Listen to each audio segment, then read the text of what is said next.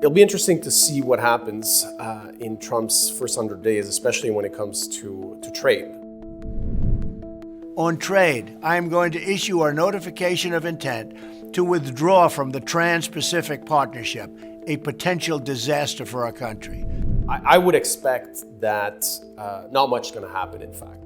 I mean, I think what we've seen from Trump and his team is a lot of rhetoric, lots of tweets.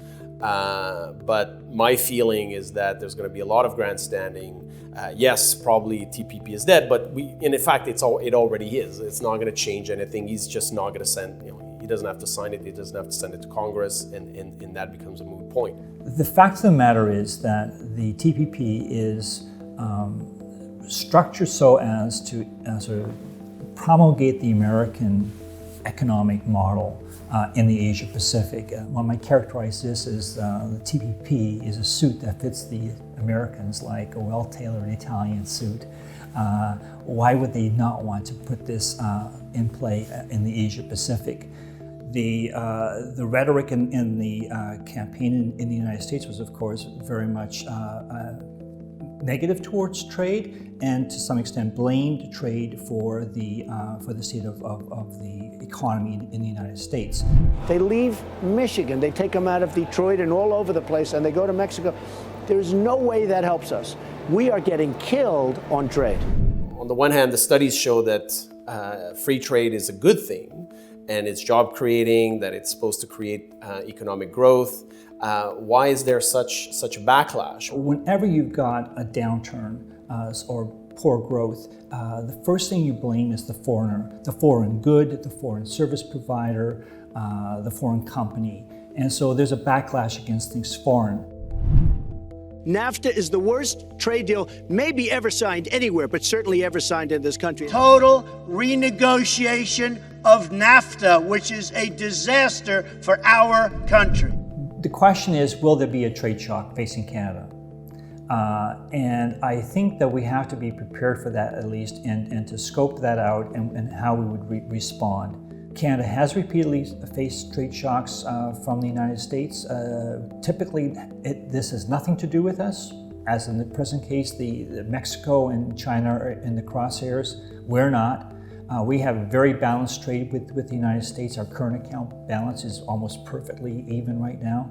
But that doesn't mean that we would not be sideswiped by any specific measures that the incoming administration might take.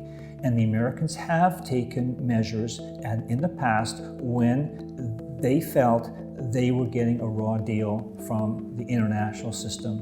What is also very important is that not only that we prepare as sort of in a passive way, I think we need to be very proactive. Both the government, in the federal government, the provincial governments, the business community in Canada need to basically work with their partners, not only in the US, but also in Mexico, and basically do a common front from the grassroots, basically, and say, look, these are the jobs that NAFTA is creating. These are the jobs that our trade is creating. If you start raising the tariff walls, if you start cutting those things off, these are the consequences that are going to happen. Basically explain how things work. Some people have said that my policies on trade will lead to a trade war. Well, I guess when you think about it, we're already in one. We're losing $500 billion a year to China, and Mexico is beating us both at the border and they're beating us in trade. We cannot continue to go on like this as a country. We have to keep our companies here. I would put the primacy, first of all, on that Canada should not retaliate and help to trigger a trade war. So I think retaliating is a bad idea. Secondly, I think we should think through what would be involved in a NAFTA renegotiation.